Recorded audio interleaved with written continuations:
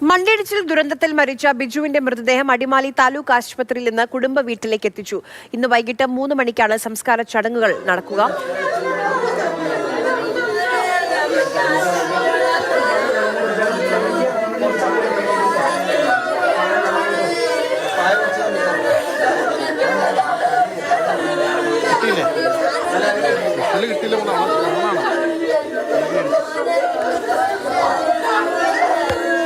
Hello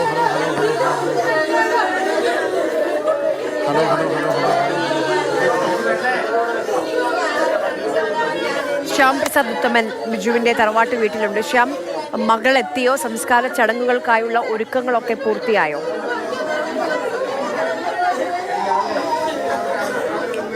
അരിയ സംസ്കാര ചടങ്ങിനുള്ള ഒരുക്കങ്ങളൊക്കെ പുരോഗമിച്ചുകൊണ്ടിരിക്കുകയാണ്. വൈകിട്ട് 3 മണിക്ക് ബിജുവിൻ്റെ ഈ ലക്ഷ്മി വീട് കോളനിയിലെ കുടുംബ വീട്ടിലാണ് ആ സംസ്കാരം നടത്തുക. നമ്മളിപ്പോൾ ഉള്ളത് ബിജുവിൻ്റെ വീടാണ്. ഈ വീട്ടിൽ നിന്നൊരു 50 മീറ്റർ ദൂരം മാത്രമേ ഉള്ളൂ ബിജുവിൻ്റെ കുടുംബ വീട്ടിലേക്ക്. ഈ അപകടം നടന്ന സ്ഥലം നമുക്ക് കാണാം. ആ വലിയ 80 അടിയോളം ഉയരമുള്ള ആ സ്ഥലത്ത് നിന്നാണ് ഈ വലിയ മൺകൂന ഇങ്ങോട്ടേക്ക് ഇടിച്ച് വീണ് ബിജുവിൻ്റെ വീട് പൂർണ്ണമായും തകർന്നത്.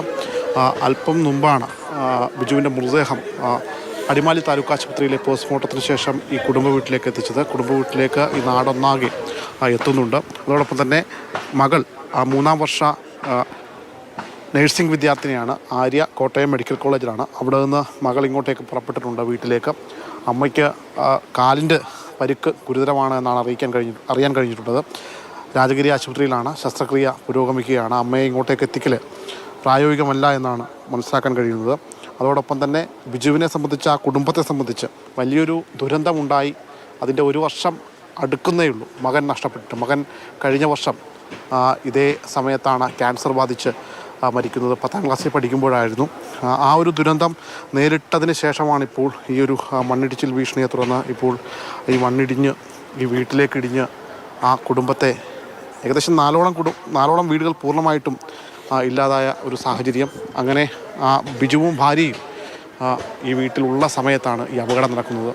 ഏറെ നേരം പണിപ്പെട്ടാണ് ഒരു 2 പേരെയും പുറത്തേക്ക് എത്തിക്കാൻ കഴിയുന്നത്. ബിജുവിനെ ജീവൻ രക്ഷിക്കാൻ കഴിഞ്ഞില്ല. സന്ധ്യയുടെ ശസ്ത്രക്രിയ നടന്നുകൊണ്ടിരിക്കുകയാണ്.